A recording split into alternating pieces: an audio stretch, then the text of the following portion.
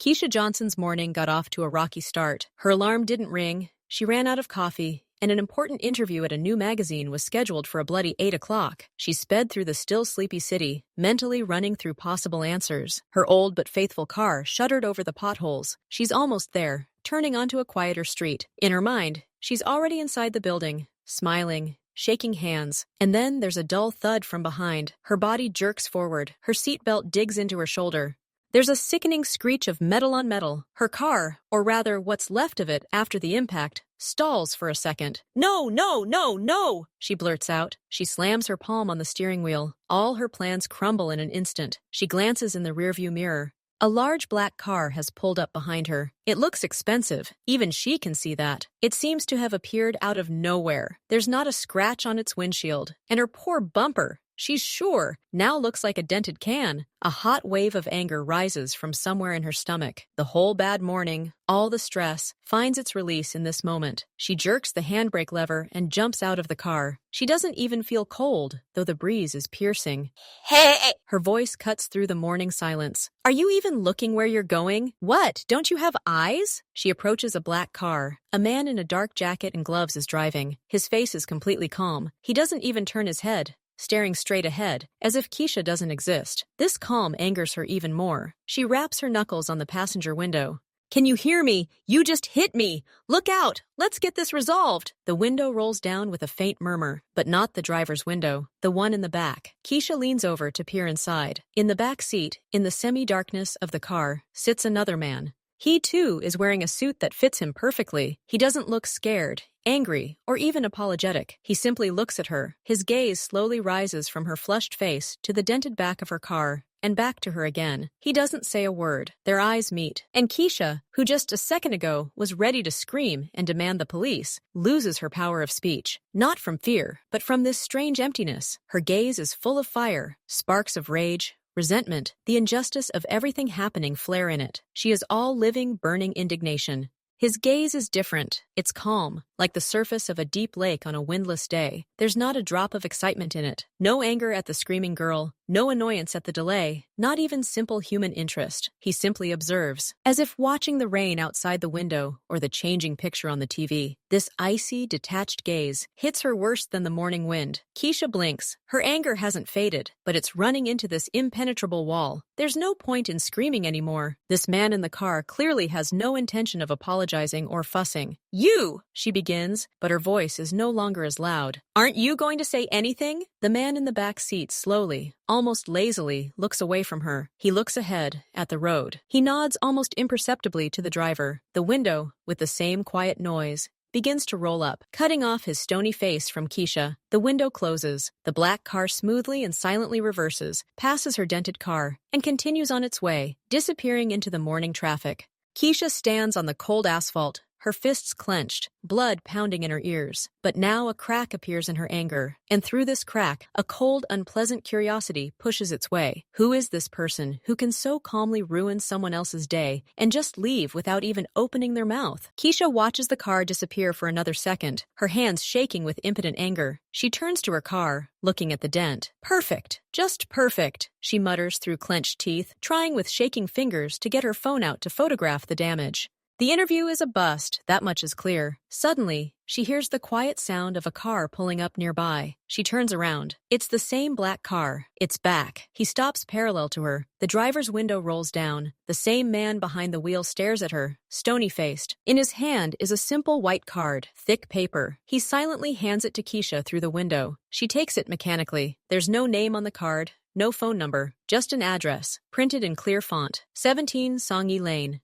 "If anything," the driver says in a flat, lifeless voice, as if reading out instructions, nothing more. The window rises, and the car again smoothly pulls away, this time disappearing completely around the corner. Keisha stands, staring at the card. If anything, if what? If she wants to bill him for repairs? If she goes to the police? Is this a challenge or a taunt? Humiliation mingles with anger. No, she won't let this go. He won't get away with a piece of paper. An hour later, After dropping off the car at the nearest repair shop and hearing an estimate that made her pale, Keisha goes to the police station. She fills out paperwork and shows them photographs. The officer at the desk, a man of about 50 with a tired expression, listens absent-mindedly. He takes her statement, glances at the description of the car, and the address she copied from the card. His face changes. The slight weariness is replaced by something else. Caution. He puts the paper aside. "Miss Johnson," he says, not looking her in the eye. "It's a minor incident." "The damage is minor." "Minor? They quoted me 5 times my rent." Keisha flares up. "I understand," he shrugs, spreading his hands. "But it's difficult to identify the culprit. There are no witnesses. The car," he glances at the description, "could have had fake plates. It happens." She feels a chill run down her spine. This isn't ordinary bureaucracy.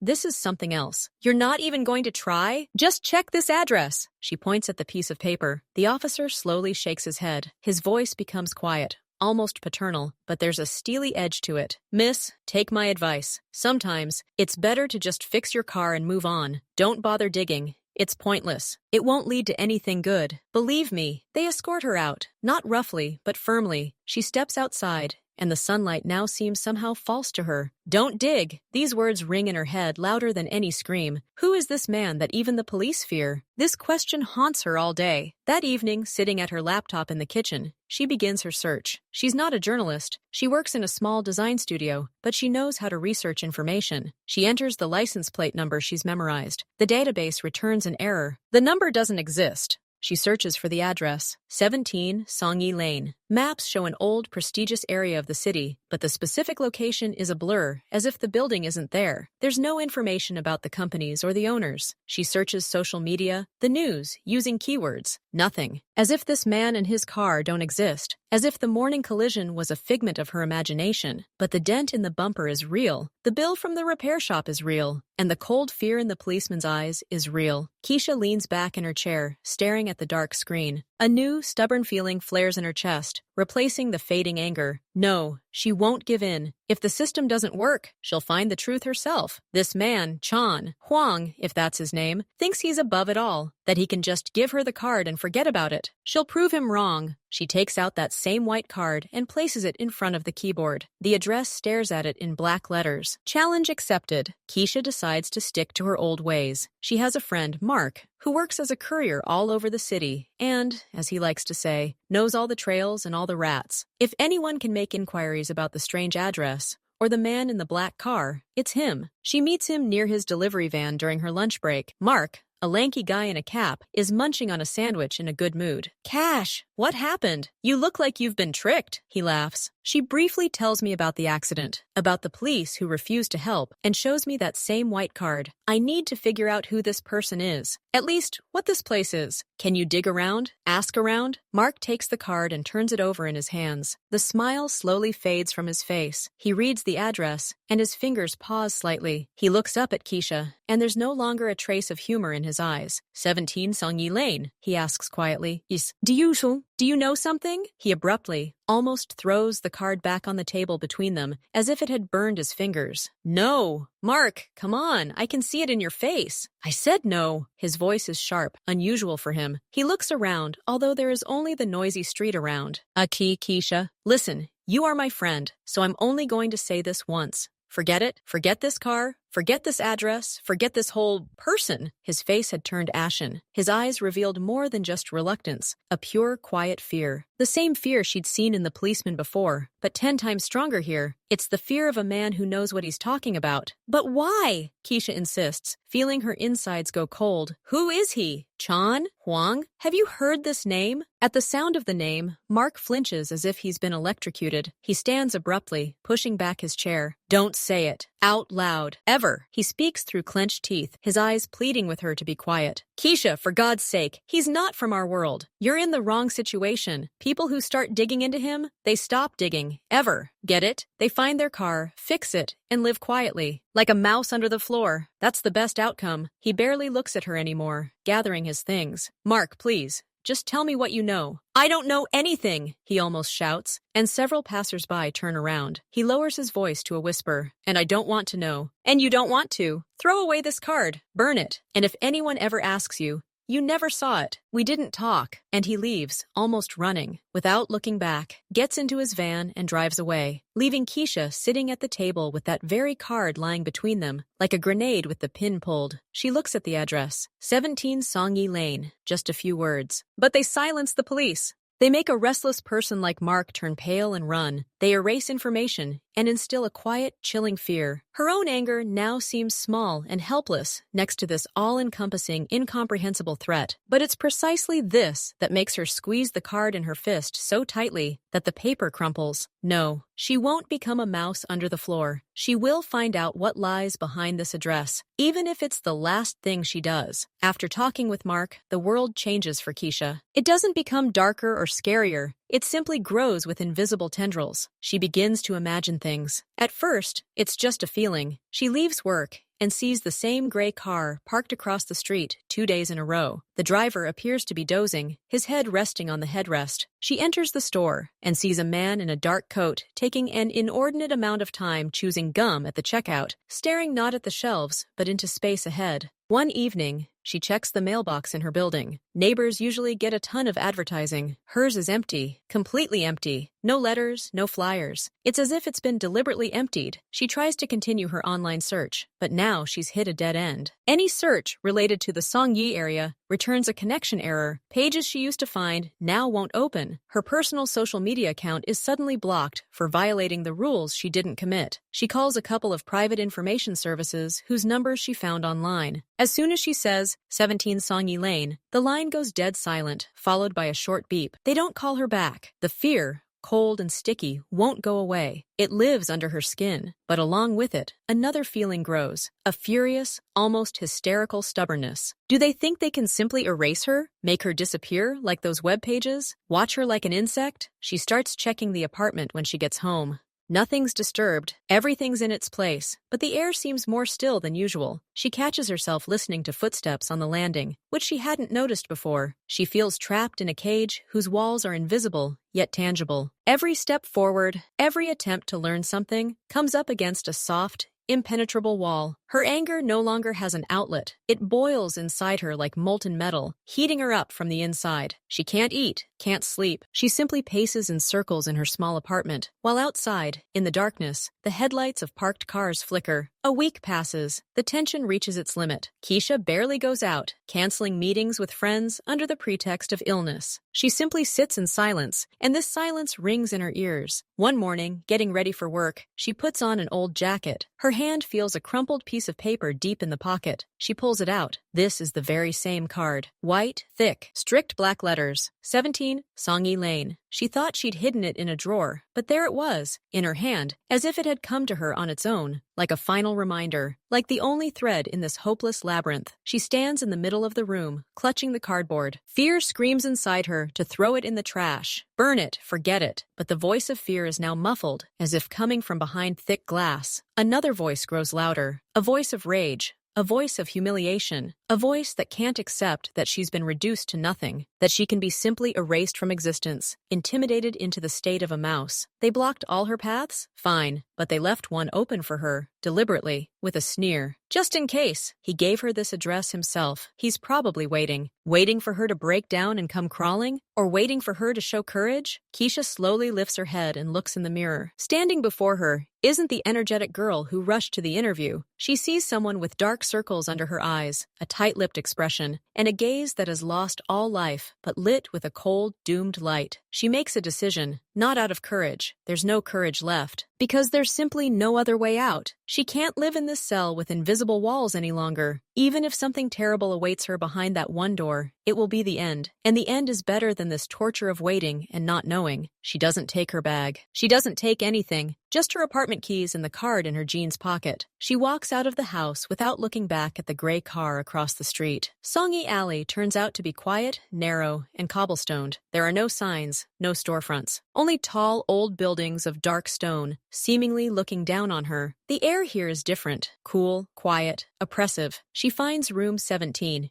It's neither a skyscraper nor a palace. It's a 3-story building, resembling an old mansion. No signs, no names, just a massive door of dark, almost black wood, reinforced with steel plates. Next to the door is a discreet panel with an intercom and a camera peephole. Keisha stops in front of her. Her heart is pounding so loudly, it seems to echo down the deserted alley. All her anger, all her resolve, drains away, leaving only emptiness and a chilling terror. She stands here, alone, before the door to a completely different world, a world they prefer to ignore, a world that has sent shadows after her. She thinks about turning around and leaving, pretending nothing happened, living quietly as a mouse, but her fingers in her pocket again find the hard corner of the card. He gave her this address. He waited, and she came. Her hand, cold and alien, slowly rises. She doesn't press the intercom button. She simply stands and looks at the door. The door looks back at her. In the quiet of the alley, this silent standoff seems like an eternity. She's taken the first step. Now she needs to take the second. But her legs have become weak and her throat is dry. She's still standing when she hears a soft, barely perceptible click inside. The massive door silently moves inward a centimeter. It's not open. It's simply no longer firmly closed, an invitation or a trap. Keisha takes a deep, ragged breath. There's no more time to think. She reaches out, touches the cold metal of the door frame, and pushes the door open. The door opens silently, heavily, and smoothly. Keisha steps over the threshold and is immediately enveloped by a wave of warm, dry air, scented with wood and something clean, almost medicinal. There's no grand hallway or queues inside. It's simply a long, dimly lit corridor with walls of dark, polished wood. The floor is thickly carpeted, completely absorbing the sound of her footsteps. The silence here is absolute, oppressive. On either side of the hallway are frosted glass doors, through which silhouettes of people can be seen. Someone is working at a computer. Two others are quietly chatting while staring at a tablet. Everyone is dressed in formal, expensive suits. No one is laughing. No one is talking loudly. The quiet of the office is businesslike, focused, but there's something else in it, a sense of focused, purposeful strength. Keisha. The people behind the glass walls glance at her for only a second, and then just as calmly return to their work, as if her presence here was either expected or completely unimportant. This strange indifference is more frightening than open hostility. At the end of the corridor, she sees a man in a dark suit. He's not a security guard. He doesn't have a uniform, but his posture and his calm, observant gaze suggest his role. He stands next to another door, as massive as the front one. He looks at her, not moving. Keisha approaches slowly, her throat dry. My name is Keisha Johnson, she says, her voice hoarse and loud in the silence. We know, the man replies. His voice is quiet, even. He nods toward the door. They're waiting for you. He doesn't open the door for her. He simply steps aside, letting her know that she can proceed alone. Keisha pushes the door open. She enters a spacious office. There are no windows facing the street, only a large glass wall overlooking an interior, perfectly manicured courtyard garden with rocks and trees. The room is lit with soft, diffused light. In the center of the room, at a large, almost empty black wood table, he sits, Chan Huang. He doesn't look surprised. He doesn't get up. He simply sits in the high chair, leaning back slightly. He holds a thin tablet in his hand, which he slowly places on the table, never taking his eyes off her. They look at each other. There's no car window between them now, just a few meters of quiet, filled space. He looks exactly the same as he did in the car. Perfectly smooth, utterly calm. His face is a mask, unreadable. The silence in the room seems alive, pounding in Keisha's temples. She doesn't know what to do. Sit down, stay standing, or scream. He breaks the silence first. His voice sounds the same as it did from the car, low, measured, emotionless. I was waiting for you, says Chan. Huang. His words hang in the air. Waiting for you. So all of this, the card, the police's silence, the shadows behind her, was part of some plan? A toy? Her humiliating fear, her helpless attempts to find something. He simply watched all of it, knowing how it would end. All the rage, all the fear, all the tension she'd accumulated over the past few days finds its outlet in the single question that escapes her lips. She doesn't even think about the consequences. She needs to know. Who are you? Keisha blurts out. Her voice is shaky, but there's a challenge in it. Who are you that everyone is afraid of you? That the police refuse to work? That people turn pale when they hear your address? What kind of place is this? She steps forward toward the table, clenching her fists. Her fear gives way to a burning need to finally get an answer. You just gave me a piece of paper and left. Did you think I'd be scared? Did you think I'd give in? She almost screams, her voice cutting through the silence of the office. So who are you to behave like this? Who are you, Chan? Huang? He listens to her outburst without moving. His eyes carefully study her face, her clenched fists, her burning gaze. Not a muscle twitches in his lips. He watches her the way a scientist might watch an intriguing insect fluttering in a glass jar. Her question, who are you, hangs in the air, waiting for an answer, but he's in no hurry to give it. He simply watches. And in that pause, Keisha realizes she's caught in a trap far more complex than she could have imagined. She came for answers, but he seemed to be waiting for her to ask his questions. Chan Huang doesn't answer right away. He tilts his head slightly, his gaze sliding past Keisha to the door. An almost imperceptible nod. The door opens. The same man who greeted her in the hallway enters the office. He approaches and stops slightly behind and to the side of Zhang's chair. Huang, folding his hands in front of him, his face as impassive as his boss's. Miss Johnson, the assistant begins. His voice is quiet, polite, but there's no warmth in it. He speaks as if reading a reference article. Mr. Chan is a respected man. He has a large business, a very large one. He solves complex problems. He has many connections. He pauses briefly. Looking directly at Keisha, as if checking to see if she understands the meaning of the word. His interests touch on many areas of the city. People listen to him. When Mr. Chan speaks, the assistant pauses again. Other people usually agree. It saves time and avoids unnecessary problems. Keisha listens to these carefully chosen empty words. Solves complex issues. Connections. People listen to him. It's not an explanation. It's a set of codes. But behind each of these words, she senses something vast and dark. Something that makes the policeman shrug and Mark run away without looking back. She looks at Zhang Huana. He watches her reaction. He neither denies nor confirms. He simply lets this impersonal formulation hang in the air. And in this silent agreement lies the whole truth, which is more terrifying than any details. First comes the cold, a slight shiver that runs across her skin, then a slow, heavy understanding that settles over her like a lead blanket. This isn't just some rich, arrogant guy on the road. This isn't just some cocky guy who thinks money solves everything. Before her is power, independent, quiet, and absolute. The power that exists parallel to the world of laws and rules she knew, that sometimes intersects with it to gently but steadily adjust it, that buys, negotiates, or simply silences. Her accident, her anger, her trip to the police, her attempts to find out something, all of it was just a ripple on the surface of a vast, deep lake. And he sat somewhere there, in the depths, and didn't even feel the vibrations. He simply gave her an address, not as coordinates for a complaint, but as a pass into his space, a toy, perhaps a test. Her anger fades, replaced by a chilling emptiness. Confronting a rich man is one thing. Confronting an entire system, a man whose word means more than official papers, that's another. She came here to accuse him, but she found herself on his turf, where he writes all the rules. Chan Huang finally decides to speak up. He slowly leans back in his chair, his fingers lightly tapping on the smooth surface of the table. He looks at Keisha, and there's no malice or anger in his gaze. There's only cold, analytical curiosity. You came, he says. His voice is still quiet, but each word falls like a stone. You found me. You asked. You were answered. He pauses briefly. And now what? This question doesn't sound like a threat. It sounds logical. The next step in a puzzle. You've completed the first level. What do you do next? You have information.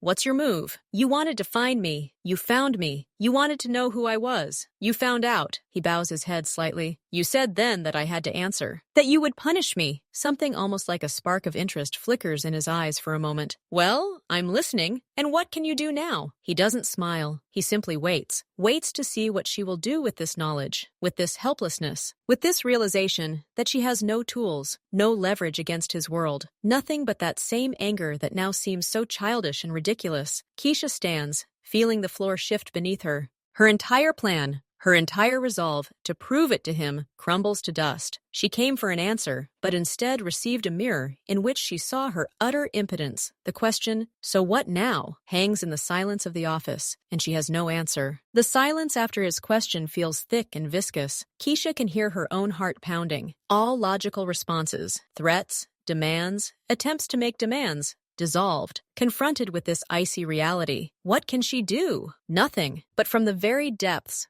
From the very place where the anger on the road had erupted, rises not new anger, but something else, a bitter, aching bewilderment. She looks at that flawless face, at that office, the embodiment of quiet, all-powerful power, and cannot understand the simplest thing. Her voice, when she finally speaks, is not loud, but halting, with a genuine, almost childish surprise. "Aren't you ashamed?" she blurts out. Chan Huang raises an eyebrow slightly, a microscopic movement. "That day," Keisha continues, the words flowing unplanned, "you hit my car and just drove away. You gave me that stupid piece of paper. You made my life a living hell. I was followed. People were afraid to talk to me. The police kicked me out. All this time, while I was afraid, while I was trying to do something, you just sat here and waited, like it was a game." She shakes her head, unable to understand. "You have all this." She gestures widely, taking in the room, the building, all its invisible power. "Money? Power? These people who listen to you, and you use it all. For what? To intimidate one girl because of a dent in her bumper? To prove that you can do it? How can you live like this? Don't you have no conscience?" The last word hangs in the air. It sounds strange, old-fashioned in this ultra-modern calculating space. Conscience, not fear of the law, not profit, not reputation. An inner judge, something he seems to lack entirely.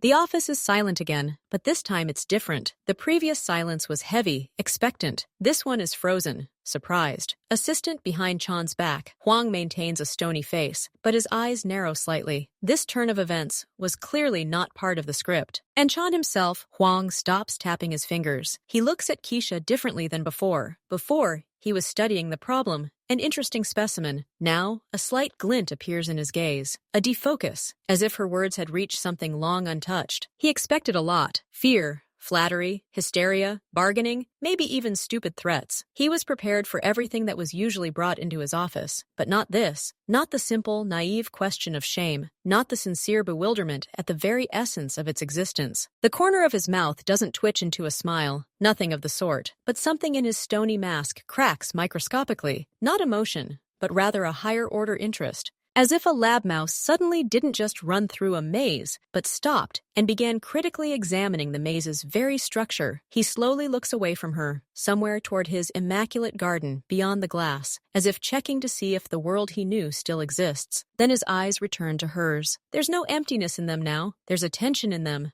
Sharp, alive. Conscience. He repeats her word. He says it without mockery, but with a slight thoughtfulness, as if tasting an unfamiliar concept. "Is that what made you come here? Not fear, not calculation. And this?" He stands up suddenly, smoothly. His movements are economical and full of hidden strength. He's not tall, but his posture and his off make him look bigger than he actually is. He walks around his massive desk and begins to slowly approach her. He doesn't walk straight at her, but moves in a gentle arc, like a predator, assessing the distance. Each step is silent on the thick carpet. Keisha freezes. Instinct screams to retreat, but her feet feel rooted to the floor. She lifts her chin, trying not to look away. Up close, his face is even more expressive in its impenetrability. She sees the perfect line of his razor, the cold glint in his eyes. He stops 2 steps away from her. Now nothing separates him from her. The silence becomes taut as a string. She feels his presence physically. The faint scent of expensive soap, woodsy perfume, the cool energy emanating from him. He looks down at her, his gaze sliding across her face, stopping at her eyes, which are still full of that same indignation. "You're asking how I live," he says quietly, so quietly that she has to hang on every word. "You're asking about shame." He pauses. "People who come to me usually ask about other things, about money, about protection, about solving problems. No one has asked about that in a long time." He doesn't answer her question. He states a fact, the fact of her strangeness in his world. "You shouted on the road that you would punish me," he continues. "Then you looked for me. Then you came here. And now you ask about my conscience." He bows his head slightly. "Is this your punishment plan, Miss Johnson? To reproach me?" There's no malice in his voice. There's only a dry, almost clinical curiosity. He doesn't understand her logic, and this misunderstanding seems to interest him more than any threat. Keisha, feeling her knees about to buckle,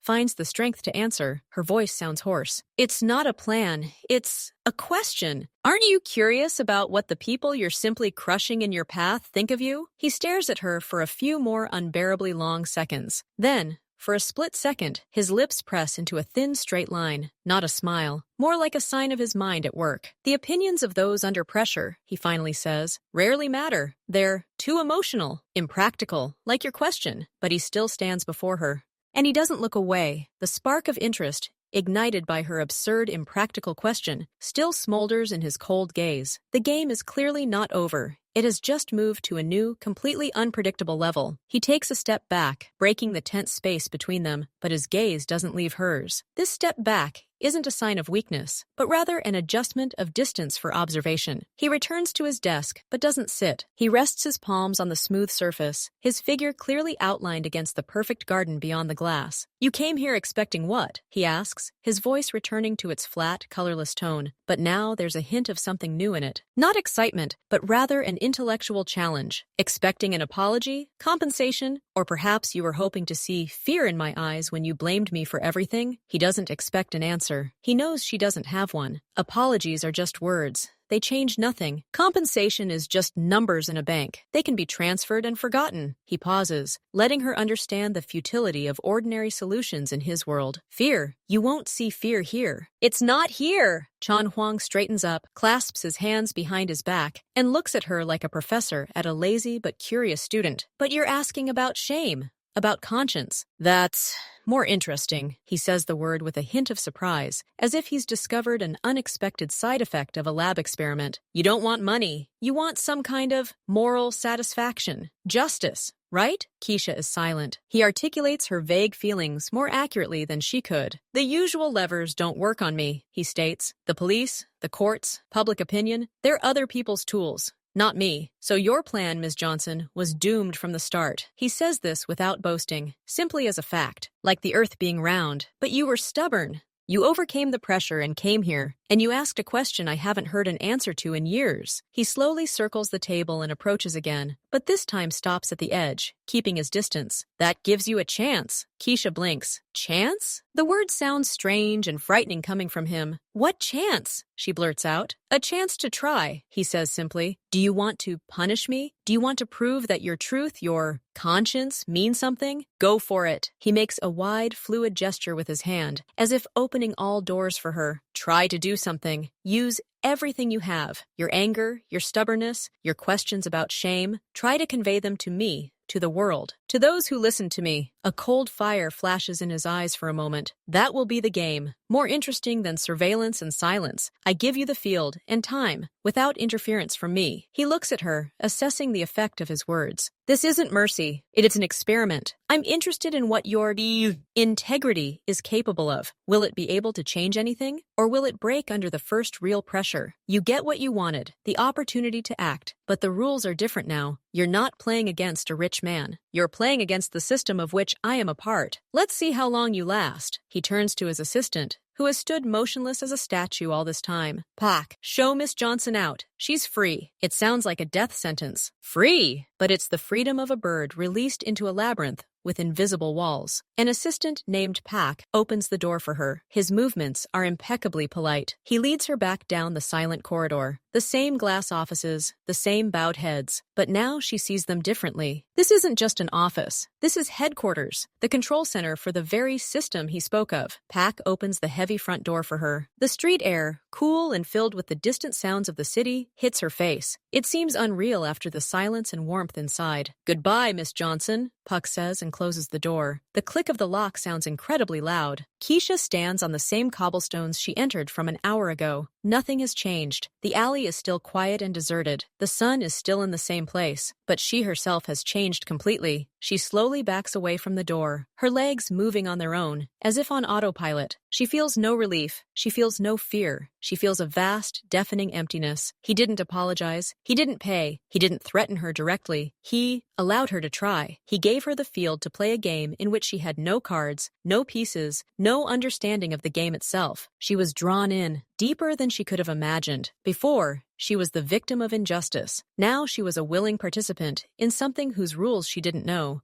Try doing something. What? File complaints? He himself said it didn't work. Go to the press? With what evidence? With a story about a very important person who doesn't respect conscience? It sounds like the ravings of a madwoman. She steps out onto a busy street. The sounds of traffic, conversations, laughter, it all seems flat, artificial. Behind this facade of ordinary life, which she always considered reality, lies another world. A world of quiet offices, silent doors, and people who decide what will work and what won't. And she's just received permission from one of those people to play against him. Her hands are shaking, not from fear now, but from helpless rage and complete disorientation. He won without even starting the fight. He simply showed her the scale and offered to try, knowing she had no chance. This is not a noble gesture. This is the highest form of contempt. She sits down on a bench at the bus stop, oblivious to those around her. Fragments of him are spinning in her head, his cold face, his words about the system, his interest, like a scientist's interest in bacteria in a petri dish. She's drawn into the game, and the first rule of this game, which she realizes with horror, is that he determines all the other rules, and he can change them whenever he wants. All she has is her anger and her ridiculous questions about shame, which, it seems, only amuse him. The office is once again perfectly silent. Chan Huang stands by the glass wall, looking out into his garden. His hands are behind his back. He is motionless. Pak has returned and is waiting, standing a few steps away. Did she leave? Chan asks. Huang, without turning around. Yes, sir? What is her condition? Pak thinks for a second, choosing the right words. Shock, confusion, anger, but suppressed. There was no hysteria. There were no threats. She looked rather devastated. Chan Huang nods slightly, as if this data matches his hypothesis. Interesting, he says, almost to himself. Sir? Puck was used to orders, not philosophical reflections. She asked about conscience, Puck. He turns, and there is not a trace of mockery on his face. There is only analytical intensity. When was the last time someone asked us such a thing? Puck remains unperturbed. I don't recall, sir. It's an impractical question. Exactly, Chan agrees. Huang, impractical, and therefore curious. Everyone who comes to me wants something tangible. Money, power, security, revenge. Their motives are simple and predictable. They can be bought, intimidated, or destroyed. And her motive, he pauses, her motive seems to be to prove the existence of some abstraction, to make me feel something. It's strange. It's ineffective. It's pure. He says the last word with a slight hint of surprise, as if he had discovered an unexpected living specimen in his sterile world. She said, I'm crushing people in my path, he continues. And apparently she wants to be that pebble that tries to get stuck in the gears, to prove that a pebble has meaning too. Pak is silent. He doesn't understand where this conversation is heading. His job is to execute,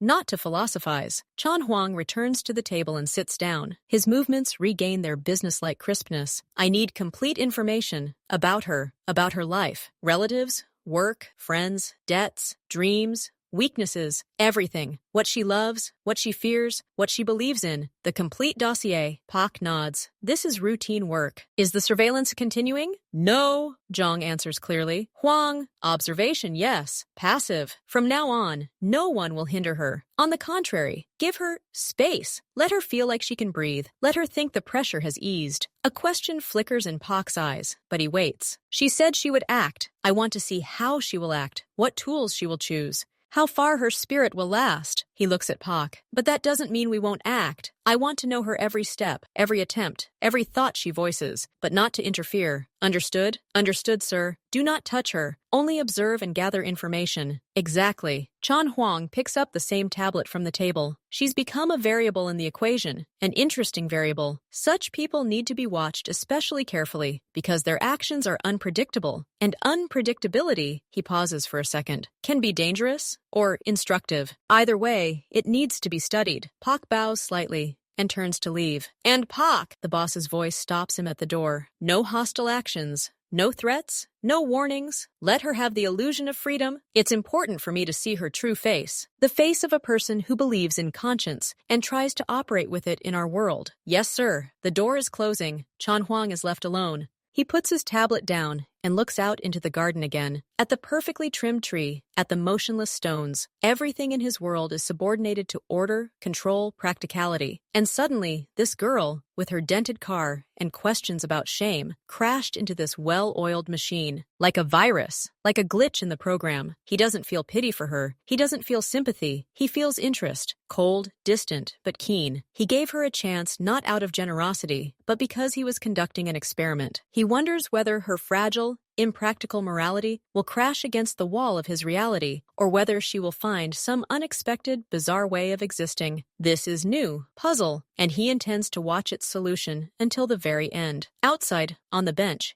Keisha finally gets up. She doesn't know what to do now. but she knows she can't just go home and give up. His challenge, however humiliating, hangs in the air. Try something, and she will try, even if she doesn't know how, even if it's the last thing she does. The game has begun, and she, without meaning to, has become a player. The first few days after her visit to Songyi Alley seem strangely calm to Keisha. The pressure she felt before, the feeling of invisible tentacles, the intense gaze, gone, DT inside, is gone. No one follows her from the subway to her home. The gray car no longer waits outside her window. Advertisements appear in her mailbox again. It seems he kept his word. The pressure has eased, but this calm is deceptive. It brings no relief. It is empty, scorched, and in this silence, her own feelings resonate too loudly. Confusion, humiliation, the incomprehensible challenge thrown at her. And then the calls start. The phone rings for the first time late at night. An unknown number. She picks it up. Hello? There's silence. Not thick, not threatening, just silence, in which one can hear the even,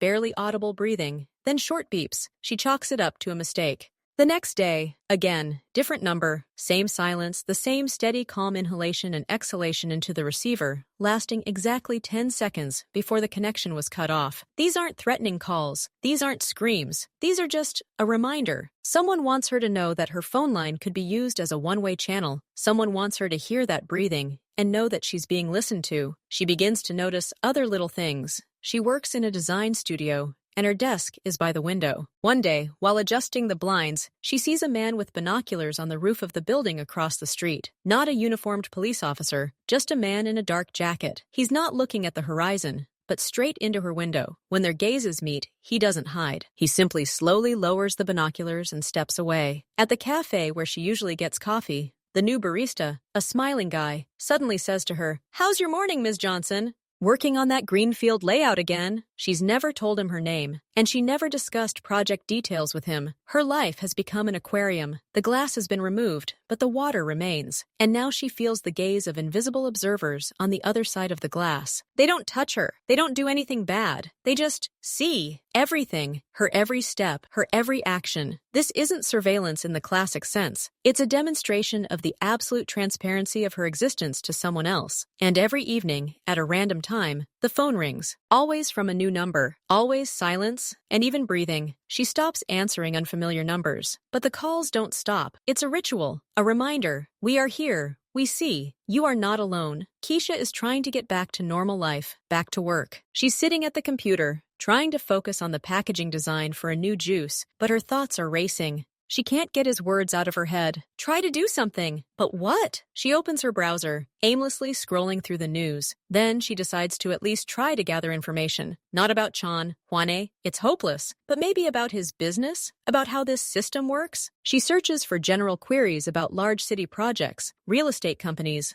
logistics firms, anything that could be associated with big money and influence. Most of the links lead to boring corporate websites or news reports, and then something strange happens. She's looking for information about a well-known construction company. Instead of the usual search results, one of the websites she hadn't noticed before returns a 404 error. But on the error page, at the very bottom, in tiny, almost unreadable font, there's a link. It doesn't lead to an article, but to a file download. It's simply an archive named Old Data Zip. Curiosity gets the better of her.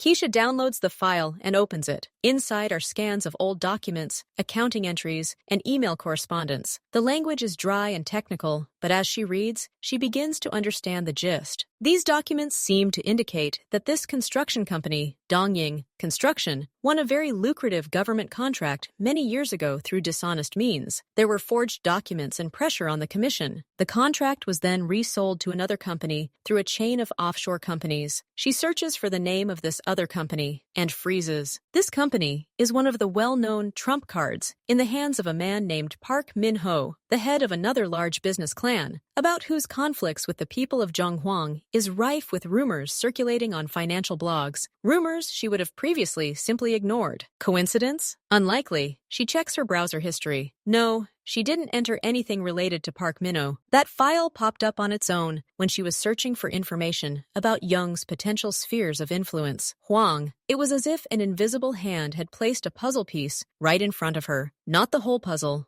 Not the explanation, just a piece. Compromising evidence on the enemy of her enemy. Keisha closes the file, her heart pounding. Is this a trap, a temptation? Or is this the chance he spoke of? Not a direct hit on him, but a game in the shadows, where someone tells her the first move? She doesn't know who threw her this dice. Sam Zhang, Huang, testing her wits? His enemies, trying to use her as a blind weapon? Or is this part of his experiment, to see what she'll do with such information? She feels herself being surrounded on all sides by the invisible walls of a labyrinth in which someone has already placed the first bait. 2 days after finding the file, a stranger contacts Keisha. This time, it's not a silent call. It's her work phone at the studio. The voice on the other end was male, pleasant, and confident, with a slight businesslike smile in every word. Ms. Johnson, good afternoon. My name is L.I. I represent an investment group. We've heard you're interested in urban development, in certain projects from previous years. Keisha freezes. Her fingers go cold on the phone. I don't understand what you're talking about, she says, trying to keep her voice steady. Oh,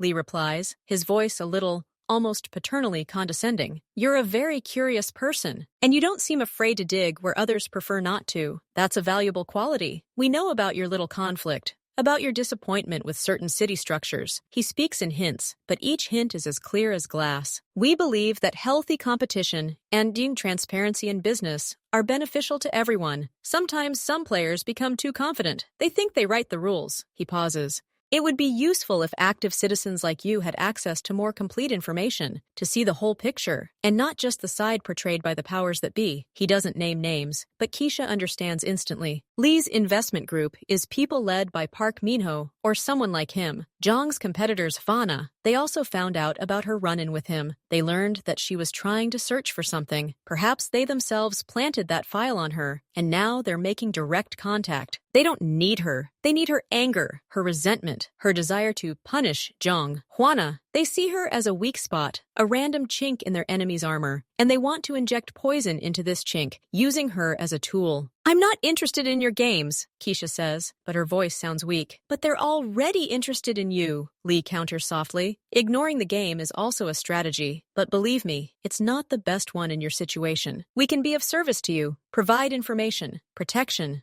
a chance to be heard. Think about it. You don't have to answer now. We know how to contact you. He hangs up. Keisha puts her phone down. She's sitting in her studio, surrounded by the bustle of everyday work. Keyboards clicking, someone laughing by the coffee machine. But she feels like she's standing in a minefield. On one side is Huang, with his cold experimental approach and all-seeing eyes. On the other, his enemies, who wanted to use her as a battering ram. And she, with her questioning conscience, found herself a pawn on a board she couldn't even fully see. She's no longer just a victim or a reluctant player. She's become a bargaining chip in someone else's great war, the rules of which have only just begun to be hinted at. And the first lesson is clear. There are no friends in this game. There are only interests, and her interest, her righteous anger, has turned out to be a commodity to be bought. At first, the pressure was almost polite, a call from Mr. L. After that, real pressure descended on Keisha. The next day, her boss calls her. His face is serious. Keisha, sit down. I've received a call from very important clients, he says, twirling a pen in his hand. They expressed concerns. You seem to be interested in things that aren't part of your job description. Urban development, old tenders. He looks at her. These clients are very influential. They asked me to make sure you focus on packaging design and not historical investigations. He doesn't fire her, but he makes it clear her job is now in question. Any mistake, any delay,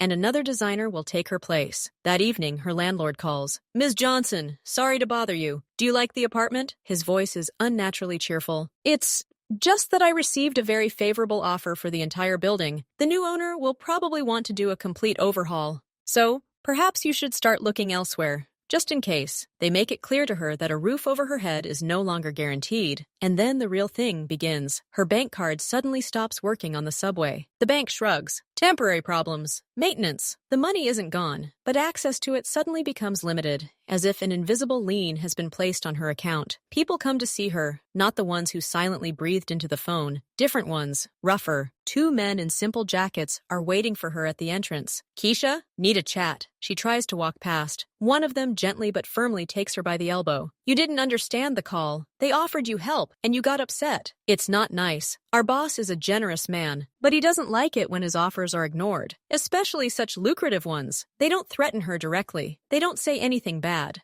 but their fingers dig into her arm so hard that there are bruises the next morning. Their faces are close, and their eyes are filled with nothing but cold calculation. "Do you think your Korean friend will protect you?" says the second one, quietly, so the neighbors won't hear. "He invited you into his game and then abandoned you. But our people, they're here. Nearby, always. Think about who's best to be friends with. While there's still time to think, they leave, leaving her shaking with fear and rage in the cold entrance. She realizes she was wrong. Chan Huang gave her a field, but it turned out to be a minefield, and others had already entered it. His enemies don't just want to use her, they want to break her will, to force her to serve. And they act methodically, ruthlessly, pressing on all her most vulnerable spots: work, home, security, financial stability. They make her life unbearable, leaving her with only one option as they see it: agreeing to their help. She can't sleep at night. Every rustle outside the door makes her jump. She sees the same neutral observers, the man with binoculars, the polite barista, but now they seem almost harmless against the open, brutal pressure. She's trapped, and the walls of that trap are quickly closing in. 3 days pass. Each day brings new minor blows. She loses important files at work. Someone accidentally spills coffee on her at a cafe. She constantly receives calls from different numbers, and now the line is full of snatches of conversation,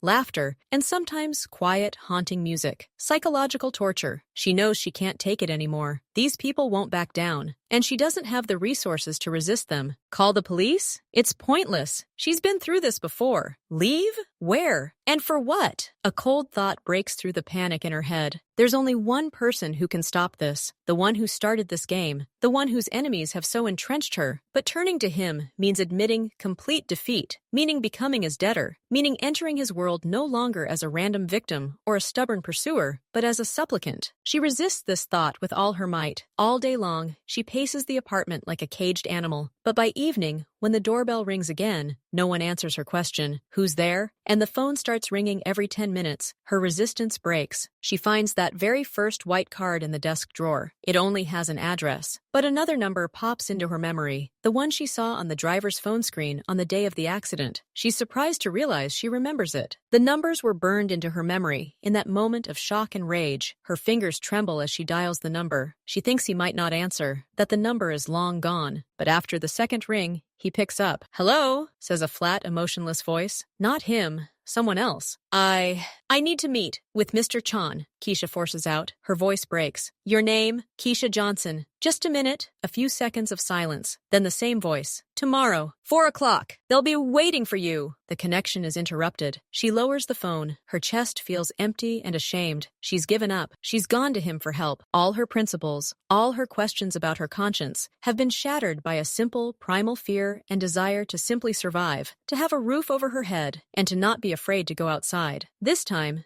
they come for her. The same black car, the same driver. He silently opens his door for her. No checks, no questions. The building on Songyi Alley is still quiet and immaculate. Paka greets her at the door and leads her into the office. Nothing has changed. The same glass garden, the same desk, the same man in the chair. Chan Huang looks at her. He looks exactly the same, but now she sees him differently. Not as an abstract evil, but as the only force capable of stopping another, more brutal and restless chaos. "Sit down," he says. Not, "I've been waiting for you." Not, "You've arrived." Just sit down. He points to the chair in front of the table. Keisha sits up. She doesn't know where to begin. They came to me. Park Minho's people, or those connected to him. They're pressuring me. They want me to work for them. Against you, she says quickly, haltingly, slurring her words. They're threatening my job, my apartment. They're watching my every move. Not like your people. They're insolent. They don't care. He listens without interrupting. His face is expressionless. I don't know what to do, she admits, and there's a break in her voice. You said try to do something, but they won't even let me think. They're pressuring me. He nods slowly, as if his calculations had been confirmed. Park Minho. He says the name. Yes, he's always in a hurry. Uses crude methods. No subtlety. He speaks of his competitor as if he were a lazy student. He learned of your interest in me and decided to take advantage of the situation. Predictable. He leans back in his chair. You're asking me to intervene to stop this. Yes, Keisha whispers. Why should I do this? He asks. There's no malice in his voice. There's only cold logic. You wanted to play against my system. Now you're faced with another system. More primitive, but no less effective in its pressure. pressure. It's part of the game you agreed to play. This isn't a game, she blurts out. This is my life. They're ruining it. That's exactly why it's a game, he answers calmly.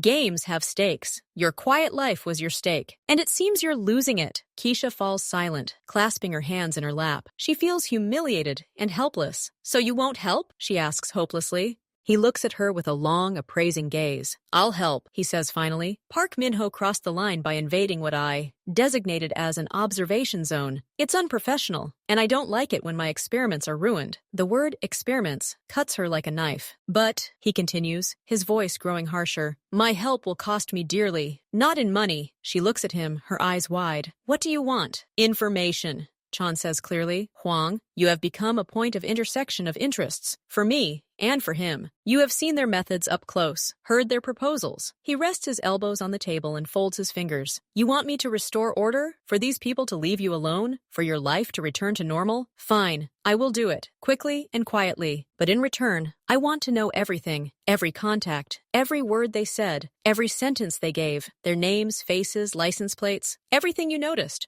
You will become my eyes and ears in this matter. You will report to me everything you learn about them and their actions that concern you or me. Keisha freezes. He wants her to spy, to bring him information about his enemies in exchange for her safety. I don't want to get involved in this any further, she protests weakly. You already were, he states mercilessly. From the moment you first stepped foot in this building, now you have a choice. Be crushed between two millstones or choose one side and accept their protection. On my terms. He gives her time to process. This isn't cooperation, he says. It's a favor. You're doing me a favor with information. I'm doing you a favor with protection. Once the situation with Park Min-ho is resolved, our obligations to each other end. You'll get your life back, he doesn't say. And we're even, he says. The commitment will end. But Keisha knows that's not true. If she agrees, a bond will form between them. She will become his informant, even if only temporarily. And erasing that from the past will be impossible. But she has no other choice. None at all. Okay, she says quietly. I agree. Chan Huang nods slightly. The right decision. First information. What exactly were they offering you? And the game enters a new phase. Keisha is no longer the pursuer or the victim. She's an asset, bought and paid for by protection. Her principles, her conscience, they brought her here, to this table,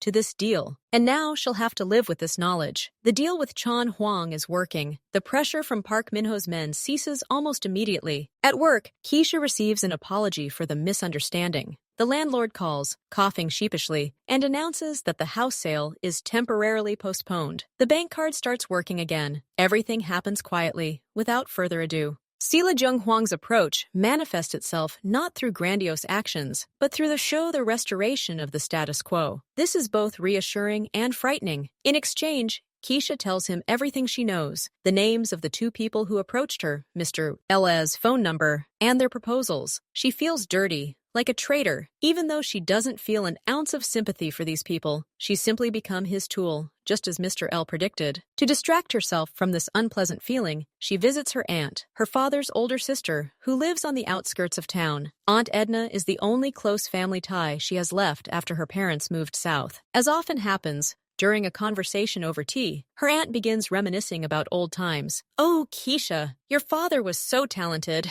she sighs, rummaging through old photo albums. He had golden hands and a bright mind. His small construction crew did such high-quality work. People would line up. What happened? Keisha asks. She knew her father's business had fallen apart, but she'd never been interested in the details. She was too young. Well, that big contractor ruined everything. Auntie waved her hand. Your father had a dream to get a contract to renovate several old buildings downtown. It could have taken his business to the next level. He prepared everything, invested his last savings in preparing the tender, and then others came. A Korean company, I think. Chan. Industries Geas or something? Powerful guys. They needed that contract like they needed air. They crushed everyone. They even politely hinted to your father to keep his head down. He disobeyed, submitted a bid, and lost. So badly, in fact, that even his old clients stopped calling him after that. It was as if everyone suddenly decided his work was worthless. Auntie shook her head. He was really broken then. He tried to sue, but it was long and expensive. In the end, he had to close the case and leave, starting from scratch. All because of those. Auntie didn't finish, but Keisha froze. Chan Industries. Her heart sank. It couldn't be a coincidence. Auntie, are you sure you remember the name? Chan Industries. Yeah, I think so. Or Chan Group. That was the old name. They've probably changed everything now, but the last name was definitely Chan. I remember your father always saying, Chan, Chan. It's all because of him. Keisha sat, not tasting the tea. A horrific picture formed in her mind. Her father, an honest, hard-working man, had been crushed years ago by the Chan family's business machine. And now she, his daughter, sat here, having just struck a deal with the heir to the very empire that had destroyed her family's life. She had become an informant for the man whose father or uncle had destroyed her father's dreams. The anger she felt toward Zheng Huangwu now took on a new, deep, and personal dimension. It was no longer just anger at the arrogant rich man. It was hatred, tinged with family pain and injustices that lingered from the past. He wasn't just the system. He was the personification of the very force that crippled the lives of people like her father. And she, foolishly and out of desperation, had just become his ally. This knowledge changes everything. The deal with Chan Huang now seems to her not just a necessity, but a personal betrayal. She can't just sit and wait for the obligations to end. Her anger demands an outlet. But to strike directly at Zhang himself, Huang is suicidal. However, his system is made up of people, those same serious people, in glass offices. Recalling her earlier attempts to find something, she thinks about the information she already has. She remembers names dropped in conversations with Mr. Li and saw faces in the hallways of the building on Songyi Alley. One of them, a young, self-assured manager whose face had appeared in business news, particularly caught her attention. His name was Han Jinsu. He was the face of several of the Chan Group's charitable projects, always smiling, always in good standing. Keisha decides to take action, not as an informant, but as an amateur journalist. Using her research skills, she begins digging into Han Jinsu. She creates an anonymous blog on a platform that's difficult to track. Her article isn't a bombshell exposé, but a carefully compiled one, a puzzle of open but disparate facts. She finds old tenders won by Han Jinsu's partner companies and compares them with the companies that subsequently carried out the work. She finds discrepancies in the reports of the charitable foundations he oversaw, huge sums for administrative expenses, modest amounts for actual assistance. She links his name to several small firms that suddenly went bankrupt after refusing to sell him their assets at a reduced price. She doesn't write that he's a criminal. She simply asks questions. Why does Company A always win tenders judged by Mr. Khan? Where does the money from the New Generation Fund go? Why are so many small businesses in the area of his projects closing? She backs this up with scans of documents, the same ones that had surfaced earlier, but now she uses them skillfully, eliminating direct connections to Chan and screenshots from official websites. The article is dry and factual, but that makes it all the more damning. She publishes it late in the evening, a few days after her conversation with her aunt. She doesn't expect an immediate impact, but by morning, the article begins to circulate in narrow circles, among investigative journalists, on activist social media. It's being noticed. The questions she asks are too specific to ignore. The reputation of Han Jinsu, the serene face of the Zhan Empire, begins to show its first crack. It's not a blow to the foundation, but a scratch on the flawless facade. Chan Huang learns about the article not from his people monitoring Keisha, but from a reputation monitoring report. When Park places a printout of the blog and an analysis of its distribution on the table, Huang's expression loses its icy calm for the first time in a long time. He doesn't shout, he doesn't slam his fist on the table, but his jaw clenches so tightly that white lines stand out. His eyes, usually empty, flash with a cold, furious fire. He slowly takes the printout and reads it from beginning to end. "This is it," he says, not as a question, but as a statement. "Everything points to it, sir," Puck confirms. "The style, the information." She used certain data that could only have been obtained by being close to the situation. Chan Huang throws the papers aside. He stands and walks to the glass wall, but now he doesn't see the garden. He sees a bold, unexpected challenge. "Stupid," he says through clenched teeth. "Reckless. Idiot." He's angry, really angry. Not because the article will cause serious damage. No, Han Jinsu's reputation will be dealt with. He'll either be temporarily sent on sabbatical, or they'll find a scapegoat. He's angry because she broke the unspoken rules. She used his protection, his observation zone,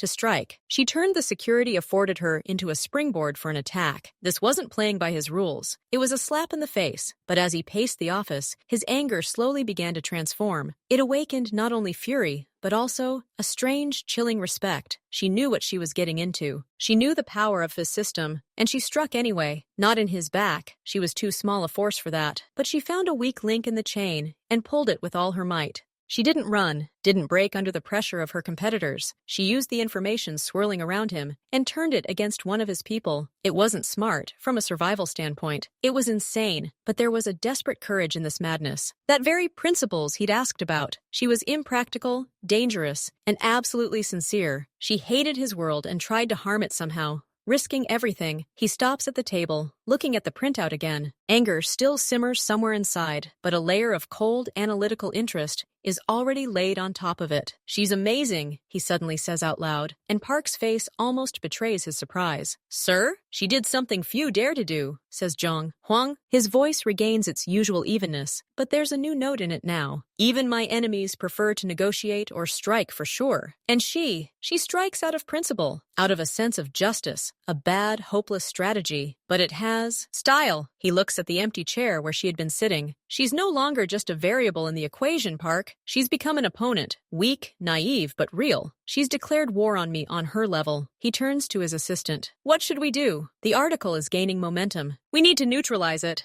Official retraction, pressure platforms to remove it. Discredit the source. Do it, Zhang nods. Huang, but don't touch Keisha herself, for now. Sir, after that? Especially after that. His gaze becomes sharp. The interest is no longer just academic. I want to see what her next move will be. She burned her bridges. She no longer has my protection under the deal after such a betrayal. And she doesn't have the support of Park Minho, whom she also used. She's alone. Let's see how long she can hold out. And what she'll do when she realizes she's completely alone. A cold, almost predatory passion burns in his eyes. The game he started as an experiment has suddenly become truly interesting. His pawn hasn't just moved, it's devoured his officer. And now he eagerly awaits its next move. The pressure begins immediately after the article disappears from public access. Keisha is hit with a new wave of attention, but this time it's of a different kind. She gets calls, but the calls are different. The same even businesslike voice that answered Chan's call, Juan, but another person is speaking. Ms. Johnson, your recent publication was ill-timed, the voice says without preamble. It created unnecessary disruption. However, some people saw it not only as a problem, but as an opportunity. Keisha is silent, holding the phone to her ear. In any complex system, there are elements that believe they can operate more effectively under different leadership, the voice continues. They need a push, a symbolic act of distrust from the outside. Your article served as such a push for one group within Mr. Chan's structure. She understands what the four are telling her is treason. Someone from Huang's inner circle is plotting a coup. I don't understand what this has to do with me. It does. These people see you as a useful symbol, a victim of a system that has raised its voice. If such a symbol were to gain access to certain internal documents, confirming more serious inconsistencies, and make them public, it could greatly weaken the position of the current leadership. She is offered to become a tool in the hands of the conspirators. Hand over Chan Huang with his help. Why do you need me? Asks Keisha. You probably have your own people. Our people are too visible.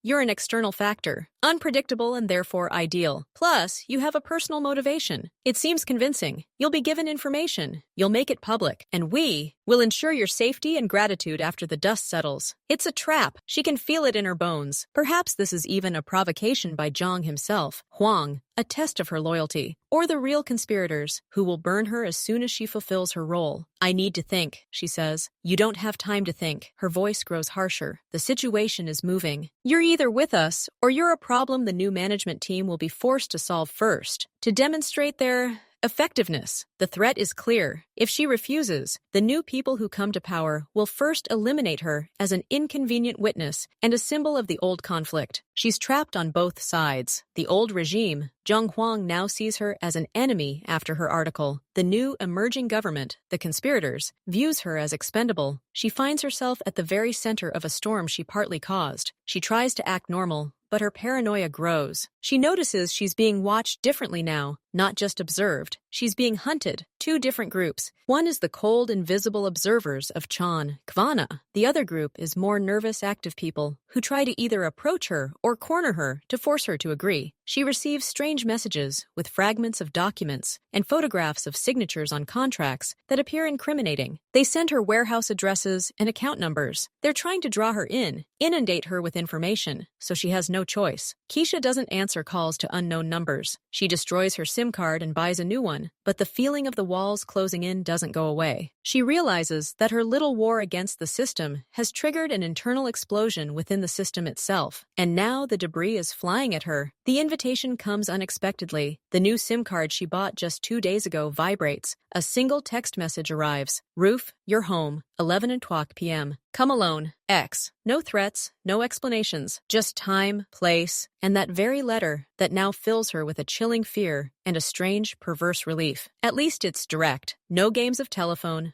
no anonymous messages. She climbs up to the roof of her apartment building at 5 minutes past 11. The wind is stronger here, blowing the city noise into the distance, leaving only its whistle and the rumble of the distant highway. On the roof, right at the parapet, stands Chan Huang, wearing a dark coat, without a scarf, his hands in his pockets. He looks out at the lights of the city below. He doesn't turn around when he hears the door creak open. She approaches, stopping a few meters away. The wind rips through her hair, creeping under her thin jacket. You came, he says, still looking ahead. I thought you might not come, get scared, or try to run away. Run? Where? Her voice is hoarse from the wind and the strain. They'll find me everywhere, both your people and those who want to set you up. Now he turns. His face, in the distant light, seems carved from dark stone, but his eyes are no longer as empty as they were the first time. A tired, cold fire burns there. Yes, he agrees. You found yourself in the middle. My mistake. I underestimated how much your stubbornness could stir up an anthill. What difference does it make to you? You're in control. Control, he says the word with a hint of bitterness, is an illusion that comes at a high price, especially when the worm of doubt grows within. Your article was a match thrown into gasoline, not because it was true, but because it showed weakness, my weakness, that I allowed such a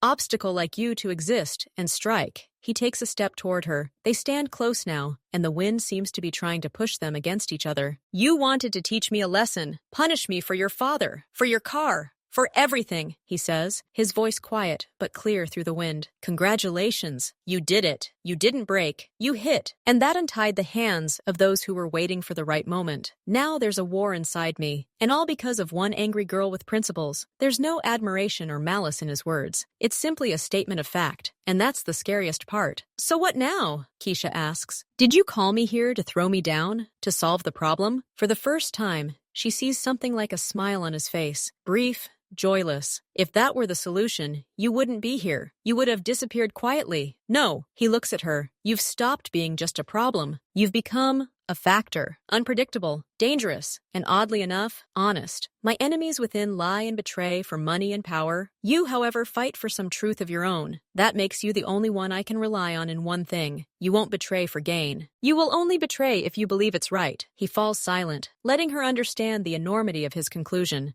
In a world of lies, he has, paradoxically, found support in her, her integrity. The game has changed, says Chan Huang. You wanted to fight me? Now fight, but not alone, and not as a pawn in someone else's game. He looks straight into her eyes. My enemies are your enemies now. They will use you and discard you. I will at least give you a chance to survive, and the opportunity to strike at those who truly ruined your father's life. Not at me, but at the system that allows it. At those hyenas who are tearing it apart from the inside right now. He extends his hand. Not for a handshake, just a gesture, opening up a new reality. The game is everyone's now, Keisha. There's no turning back. You entered it of your own free will. Now choose. Be crushed between me and them, or choose a side and get at least some chance to influence the outcome. She looks at his hand, at his face, at the city below. She hates him. She fears him. But he's right. She's burned all her bridges. And those who call her to their side now will do to her what they did to her father. Use her and throw her away. The wind blows against her face. She takes a step, not toward his hand, but toward the edge of the roof, standing next to him, looking out over the same city. I won't work for you, she says clearly. I'm not asking, he replies. I'm proposing a temporary truce, a common enemy, food for thought, and the decisions. You will make your own decisions. She nods silently. This isn't an alliance.